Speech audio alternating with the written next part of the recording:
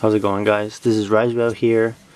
We're gonna talk a little bit about MetalFoes and what they are in the Yu-Gi-Oh lore, as far as like the Draco Slayer story, and we'll briefly go over the effects of the monsters.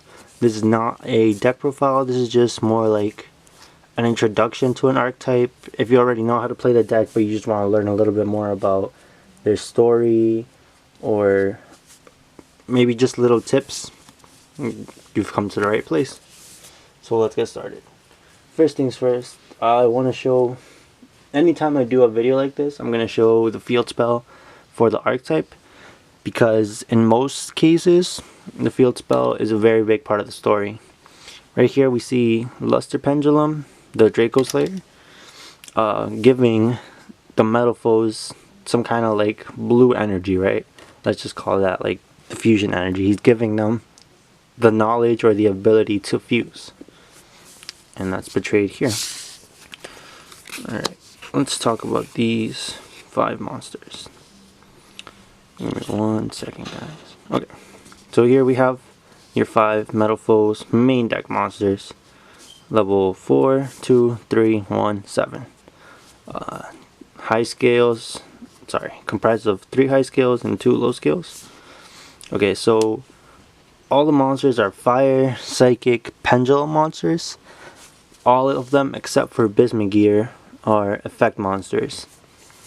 Okay, so what the MetalFoes are meant to do, or are best at doing, is fusioning. Hence their spell, their main card of the deck, MetalFoes Fusion, which allows you to fusion summon using monsters you control or in your hand. Now, if we take a little closer look at MetalFoes Fusion, Silver Red, and MetalFoes Mithrilium, we'll see some similarities. Let's take a closer look. Okay, so as you can see, MetalFoes fuse with their machine. You can see Silver Red's machine's wings become Mithrilium's wings.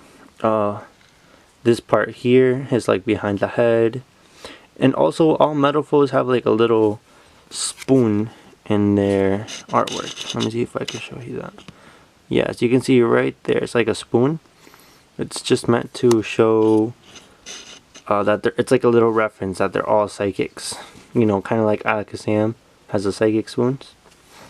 But yeah, here, like if you look closely at the cards, you can see that Silver Red turns into Mithrilium. Let's take a look at the next cards. The second fusion spell would be MetalFoes Fusion. I mean, full MetalFoes Fusion. Not the same as Shadow. Not the same as Shadow Fusion. It portrays MetalFoes Bismugear combining with his machine. I think he's a dude. I don't know. And becoming full MetalFoes Alka-Heist. As you can see, the bike's top part is shown here and here, so it becomes like his helmet. The wheels right here become the staff of Alka-Heist. I mean, they're both level 1, so that's pretty obvious that they correspond to each other. Alright, let's take a look at our next MetalFoes monsters. Stealing fuses into Adamante. You can see the resemblance with the swords. Let's see. The 2 wheels from his bicycle are back here now.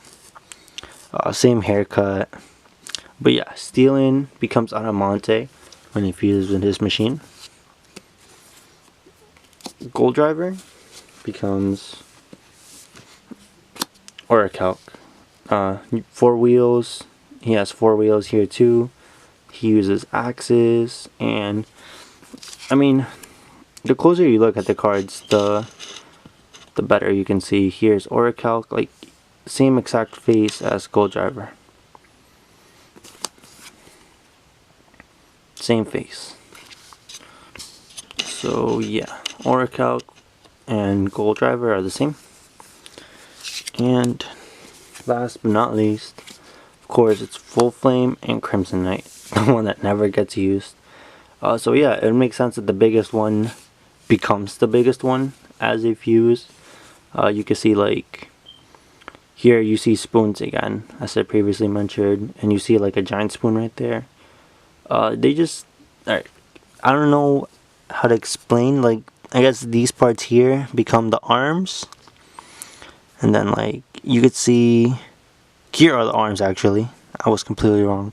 Here are the arms for the giant mecha suit thing. I guess these become the legs, and this just like flips upwards, I guess. So that was a look at the MetalFoes. One last card I want to talk about is MetalFoes combination. And why this card is important is because it illustrates one last thing about the MetalFoes. I don't know if you could see very well because of my poor camera skills, but the MetalFoes are currently fighting this creature. You might be asking yourself, like, what is that? What is that card? Well, it's this guy. True King Agnes. I can't read it through the camera. Sorry, guys. But this guy. Every set that comes out with a dragon and like a specific archetype, it's basically the enemy of the archetype, I guess you could say. But yeah, fire, just like all the MetalFoes. This is their arch nemesis, I guess you would call it. Okay, so for some quick tips about MetalFoes. MetalFoes Fusion is probably, if not your strongest card, one of your strongest cards. Just because of the simple effect that you shuffle it back to the deck to draw a card. So every turn, if you use this, you're gonna get one draw. What's not to like? But what some people don't know is even if you shuffled it back already once, you can keep using it, and Mithrilium can actually shuffle it back for you in the deck.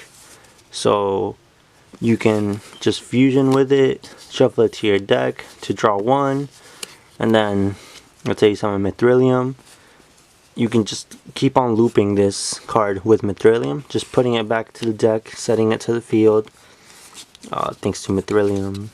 Let's see, what other little things can we talk about? I think it was Billy Break that showed the combo of if you have full MetalFoes Fusion and combination, and let's say you just end with a board of Mithrilium, like this is all you have, Mithrilium and these two set, and maybe you have like a any MetalFoe in hand that like got searched by your Vismagear. This actually allows you to like dodge Regeki. So let's just pretend this is Regeki. Deactivate Regeki, and you say, okay, respond with full MetalFoes Fusion, respond with combination.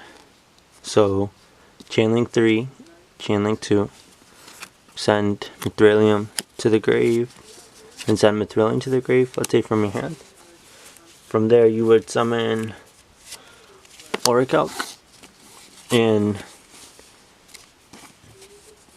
Mithrilium's effect will trigger in the graveyard to summon a pendulum from your extra deck or your excuse me, or your graveyard or extra deck. I don't know if I said that. Then Regeki would resolve, this would get destroyed, and then Orichalc's effect triggers to destroy a card on the field.